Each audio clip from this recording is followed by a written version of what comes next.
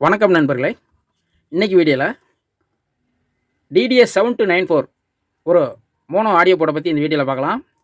இந்த ஆடியோ போர்டில் ஒரு சில விஷயங்கள் உங்கள்கிட்ட சொல்ல வேண்டியிருக்கு.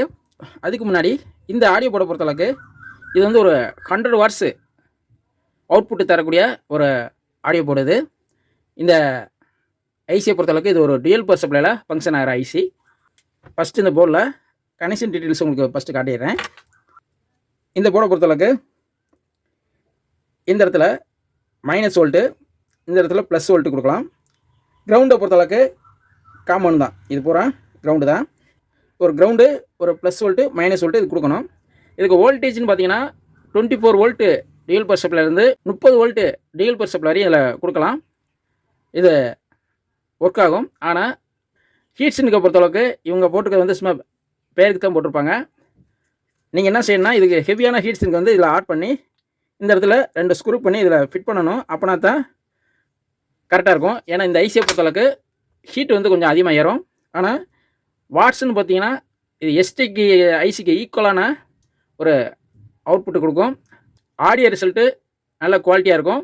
ஆனால் கொஞ்சம் கெயின் கொஞ்சம் லேசாக கம்மியாக இருக்கும். ஆனால் ஆடியோ தெளிவாக இருக்கும். இப்போ இந்த ஆடியோ போர்டில் இந்த இடத்துல 12 பவர் சப்ளை கொடுத்துட்டு ஸ்பீக்கர் அவுட்டை பொறுத்தளவுக்கு இந்த இடத்துல எடுக்கணும். இது வந்து +அவுட்டு, இது கிரவுண்டு.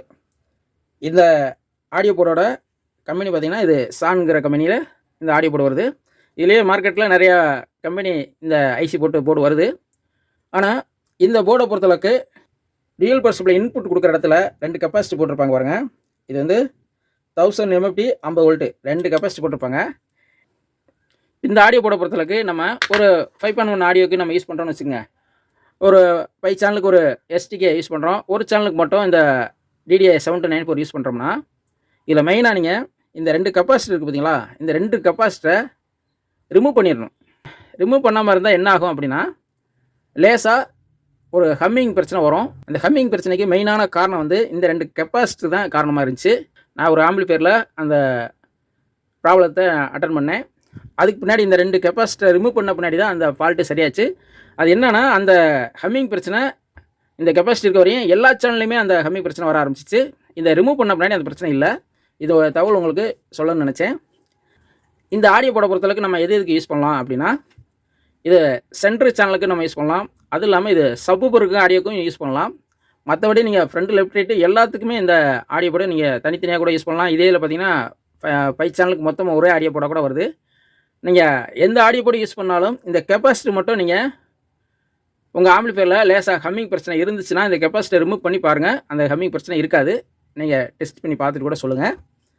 மற்றபடி இந்த ஆடியோ போர்டை பொறுத்தளவுக்கு அருமையான ரிசல்ட் இருக்கும். அதில் எந்த ஒரு கரகரப்போ ஒரு மூக்கடைக்கிற மாதிரியே எந்த ஒரு டிஸ்டர்பன்ஸும் இதில் இருக்காது. இந்த ஐசியை பார்த்தீங்கன்னா இதில் எஸ்டி பிராண்டு ஐசி தான் போட்டிருக்காங்க. இப்போ எஸ்டி கம்பெனி தான் போட்டிருப்பாங்க. அவ்வளோதான் நண்பர்களே. இந்த ஆடியோ போர்டை பற்றி உங்களுக்கு ஒரு சின்ன தகவல் சொல்லலாம்னு நினச்சேன். இந்த தகவல் உங்களுக்கு பிடிச்சிருந்தால் ஒரு லைக் பண்ணுங்கள். மீண்டும் அடுத்த வீடியோவில் சந்திப்போம். நன்றி, வணக்கம்.